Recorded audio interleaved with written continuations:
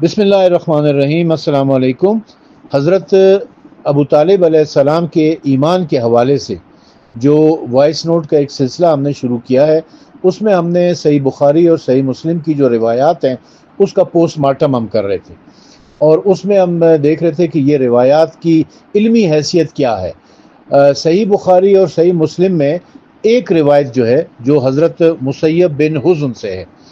یعنی صحیح بخاری میں یہ روایت حضرت مسیب بن حزن سے ہے، اور صحیح مسلم میں یہ ان کے بیٹے حضرت سعید بن مسیب بن حزن سے۔ تو روایت دونوں میں ایک ہی ہے، لیکن راوی مختلف ہیں۔ یعنی صحیح بخاری کے راوی جو ہیں وہ حضرت مسیب بن حزن ہے، جبکہ صحیح مسلم کے راوی جو ہیں وہ سعید بن مسیب بن حزن ہے۔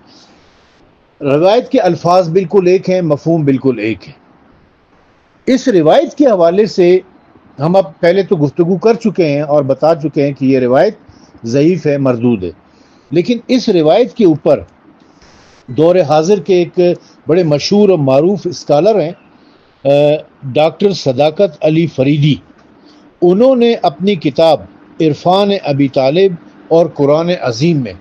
بڑی زبردست علمی گفتگو کی ہے۔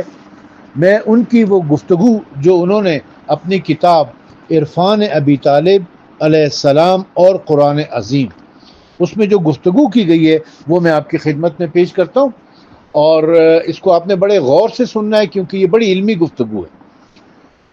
اس کتاب کے صفحہ نمبر 84 کے اوپر آپ لکھتے ہیں، اصول روایت کے اعتبار سے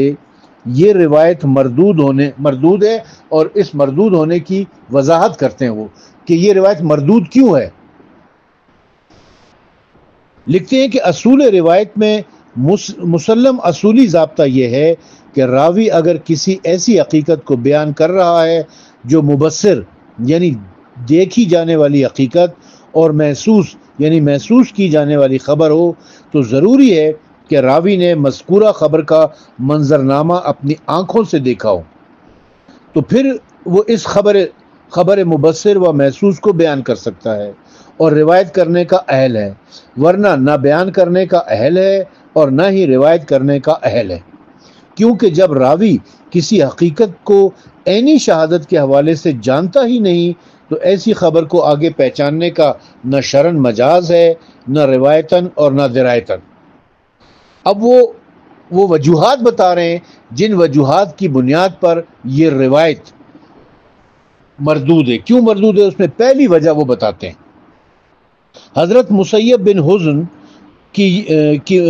والی روایت جو ہے، جو بخاری و مسلم میں مندرج ہے، اس پوری تشکیلی روایت کے منظرنامے کو حضرت مسیب بن حزن نے نہیں دیکھا، جبکہ اندیکھی بات کرنا ناجائز ہے، خصوصاً جب وہ بات کسی گھناؤنے الزام پر مبنی ہو۔ لہٰذا یہ روایت دینی علمی اعتبار سے حضرت مسیب بن حزن کا حضرت ابو طالب کی بابت بیان کرنا شرعاً بھی ناجائز ہے اور قانوناً بھی ناجائز ہے، روایتاً بھی ناجائز ہے اور درایتاً بھی ناجائز ہے، کیونکہ خود حضرت مسیب بن حزن کے پاس اس بدترین الزام کی کوئی تصدیق نہیں ہے، نہ علمی اعتبار سے اور نہ دینی اعتبار سے، نہ روایت کے اعتبار سے نہ درایت کے اعتبار سے۔ جب راوی کے پاس خود تصدیق نہیں جو مفید یقین ہو سکے، تو اسے کس نے حق دیا ہے کہ حرم نبوت پر حملہ کرنے اور حضرت ابو طالب علیہ السلام پر